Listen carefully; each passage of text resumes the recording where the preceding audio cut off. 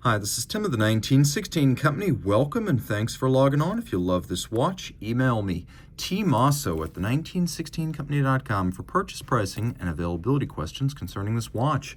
Today, we are discussing an exotic and limited edition 2023 release from Czapek. This is the Czapek Antarctique Rattrapante Mystery Green. In steel, this 2023 release is a 25-piece limited edition that is 2.5 from a company that is known to be one of the warmest and most endearing of the modern independent startups. So the Antarctique as a model became the Chronograph Rattrapante in 2021. This 23 edition adds this very mysterious green, but mechanically it is orthodox. It is just like its predecessor. Dimensionally, it's the same too. 42.5 millimeters in steel, 15.5 millimeters thick.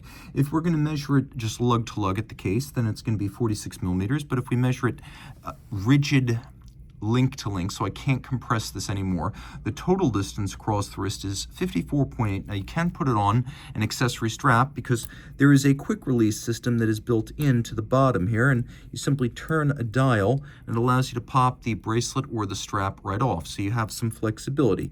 But if it's on the bracelet, it's going to be broader across the wrist. If you put it on the strap, it's going to wear a little bit smaller. I'll throw it on my wrist, which is 16 centimeters in circumference. It's big, but it's not overpowering. I think this wears just fine. I'd happily wear this. On a 16 centimeter circumference wrist and up, game on. Take a look down the barrel. The lugs are nowhere near the edge of my wrist. Even over the top, which exaggerates the span of a watch across the wrist, the lugs are inboard.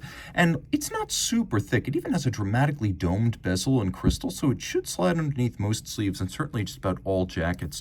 Taking a look at the bracelet, it's not as complex in its finishing as others like the Nautilus, the Overseas, the Royal Oak, but it's got a handsome sort of, I guess, coherence to it. It blends into the case well, and these unique Czapek profiled, I guess I should turn it this way, these Czapek profiled intermediate links prove that they do have a sense of humor and an eye for detail. These are all the Czapek C. Czapek, of course, once upon a time in the first half of the 19th century, the original business partner of Patek. They went their own ways, and in the modern era, Czapek revived by a group of enthusiasts who love the history but are not slaves to it. So this is a very forward-looking watch.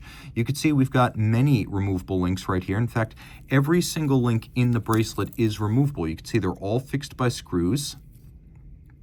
And then each side of the clasp has a push-button micro adjustment built in. So it's a little bit like an Overseas in that regard, but with the trigger actuation, these can't pop open accidentally. The clasp is a double fold. You can see it's Czapek branded, though we recognize this piece from many watches, from many brands. And then you can see that it is featuring the Czapek logo. We have a twin trigger release. This is going to stay shut even during very vigorous activity.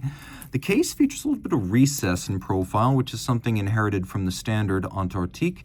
It's very angular, and you can see the breaks between the facets are quite severe. We have this radial sort of brushed grain on the top of the case that's designed to echo many different 70s references that used that style. We have faceted, polished, and satinated triggers for the chronograph, and so the way this works is this is the split seconds hand. So if you want to time two events occurring simultaneously and get the splits continuously between, for example, two race cars around a track or two horses around a course, you can do that quite nicely. So that's a lot of fun. Love playing with the mechanism, especially since, a little bit like the Louis Monet Memoris, all the action is on the dial side. We have two column wheels and a lateral clutch. Here's the lateral clutch. Here's the column wheel array, you can see. It is a mono-pusher split. So by that, I mean when you start the chronograph, once you stop the primary seconds hand, the next operation will always be a reset. But you can see how good this all looks. And Czapek really understanding that people who love this kind of watchmaking love to see it on the dial side without removing their watch, so they give you that. You can see the second column wheel is active down at the base of the dial. We have fantastic variety of different finishes, textures, tones, materials, colors, focal planes. You could really get lost in this. There's a spectacular bridge at center for the coaxial hands of the chronograph as well as the time-telling functions. And you can see how these hands have been rolled on mini rolling pins. So when you look at them from the front, the illusion is of a perfectly straight hand. We'll do a lume shot so you can see what kind of luminescence this watch has. Very little, time only.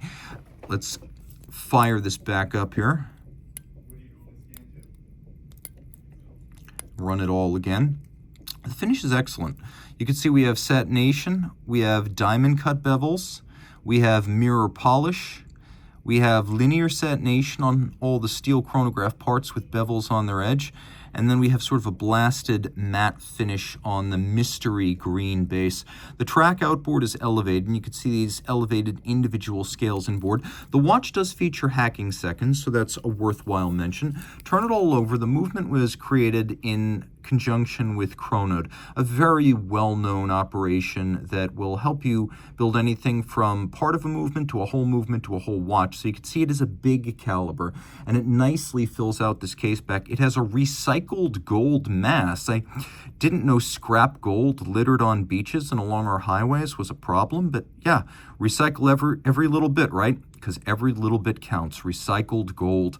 It is an automatic winder, and if you look closely, you can see that the bearings here are ceramic for higher efficiency and reduced lubrication requirements. It's got a balance that's free-sprung with a full bridge that allows both very precise adjustment in 5 positions, which is the chronometer and high horology standard, and then that free-sprung balance with a full bridge is very shock tolerant. 49 joule movement, it's no joke, it's very complex.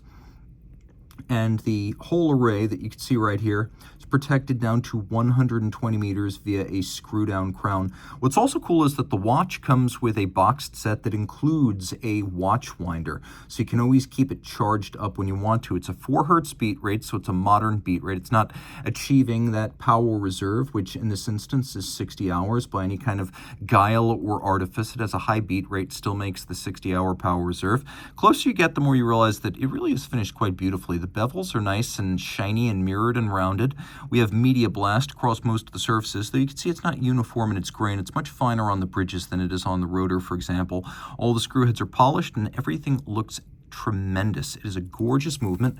We'll move that rotor out of the way so you can better see the other side, which includes a skeletonized ratchet wheel that is internally beveled and a little bit of satination on the click as well as the barrel cover. It is a great looking movement and a superb watch in mystery green.